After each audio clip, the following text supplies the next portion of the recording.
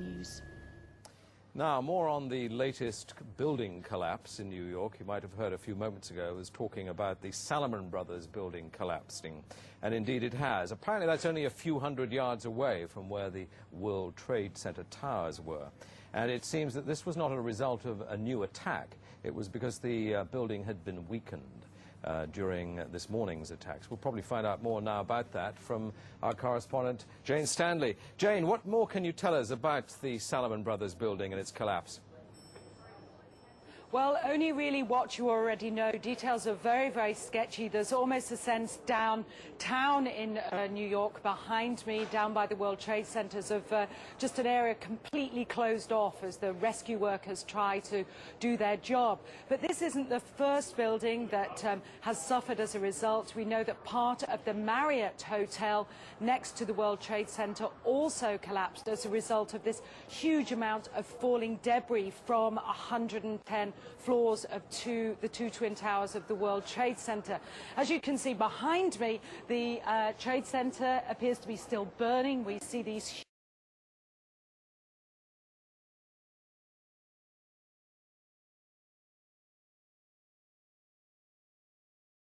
huge clouds of smoke and ash, and we know that behind that there's an empty piece of what was a very familiar New York skyline, a symbol of the financial prosperity of this city, but completely disappeared now, and New York is still unable to take on board what has happened to them today.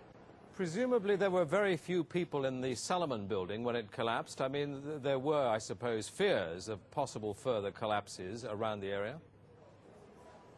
That's what you would hope, because this whole downtown area behind me has been completely sealed off and evacuated, apart from the emergency workers. That was done by the mayor, Rudy Giuliani, much earlier today because of, course, the dreadful collapse of the Twin Towers of the World Trade Center. But New York, very much a city still in chaos. The phones are not working properly, the subway lines are not working properly, and we know that down there near the World Trade Center there are 3 schools that are being turned into triage centers for emergency treatment. And I know that over in New York Harbor, where the famous Statue of Liberty is, there's a field hospital where 1,500 people are being treated, and we have heard, though it's unconfirmed as yet, that 100 New York City police officers have been taken there as well for treatment, but we do need to confirm those figures for the officers. It's now, what, some 8 hours since the attacks. Is there any estimate yet available of the number of casualties in the World Trade Center? I think we can only go at this point with the words expressed by the mayor of New York, Rudy Giuliani, that it's too frightening to think how many there could be. We know that it's about almost 300 people on the airliners that were used in these attacks. But you've got to remember, this was 9 o'clock in the morning on a Tuesday morning. It's busy in downtown Manhattan, in the financial district then. The World Trade Center itself has 50,000 workers. There are tens of thousands of tourists who go up there every day. The figures are almost too frightening to contemplate. You can understand why nobody yet wants to put a figure on them. Listening to the mayor, Rudy Giuliani, a bit earlier, one of his messages was, business as usual. We won't let this get us down. But presumably, a lot of Manhattan people must have fled the city to Long Island to get away from possible further attacks.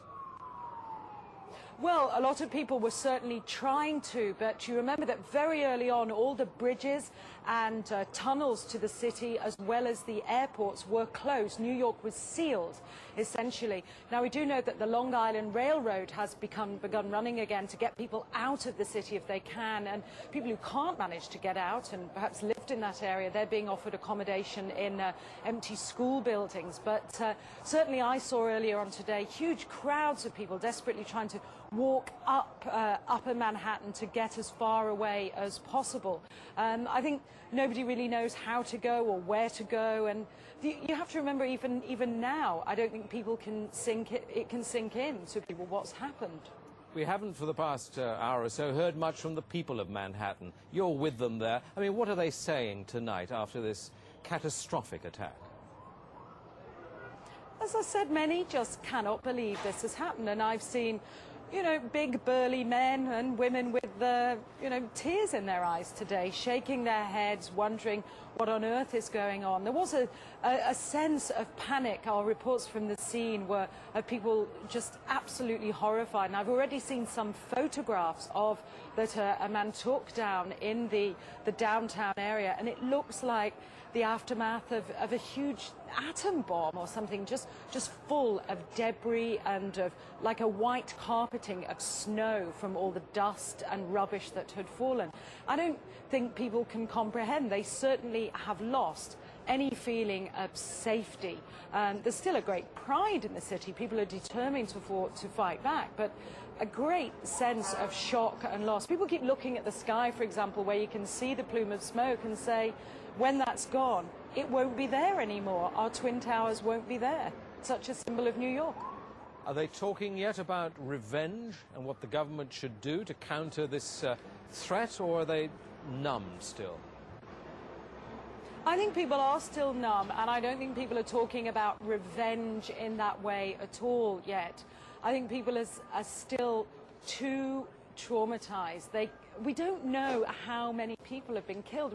We can't even put a figure. I think when you talk to people on they daren't even say how many people might have been killed and injured. And I think that feeling, until the idea of the devastation, people don't really know what to say or what to think. I think they feel the bubble of their security as being in America has definitely been popped. This city and this country will not be the same. But they don't really know where to turn. That's the very sad thing. I think there's going to be a lot of very, very traumatized people that has hit them very, very hard. Jane, I think many of us, when we heard the news, perhaps on the radio earlier today, were completely flabbergasted by it and just couldn't comprehend it. I mean, it almost sounded too far-fetched.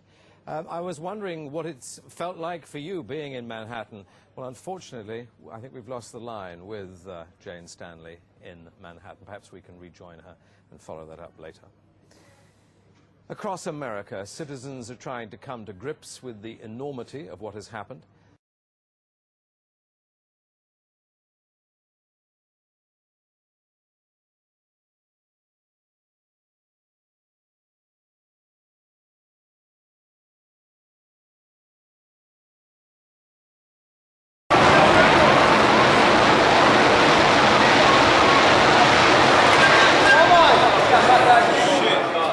Gone, man.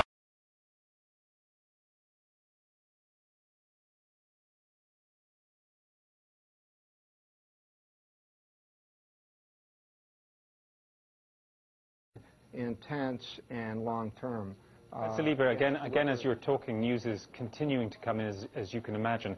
We're now being told that yet another enormous building in New York has collapsed. It is the 47-story Salomon Brothers building, which was situated very close to the World Trade Center, right there in this financial capital. Professor Lieber, the implications of what you are saying is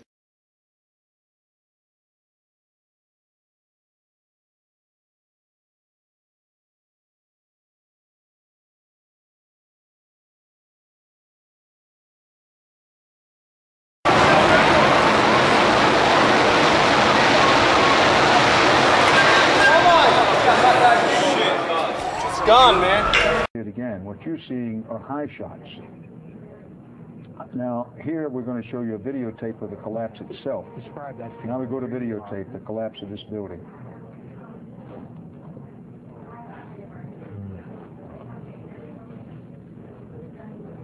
It's amazing. Amazing, incredible, pick your word. For the third time today, it's reminiscent of those pictures we've all seen too much on television before, when a building was deliberately destroyed by well-placed dynamite to knock it down.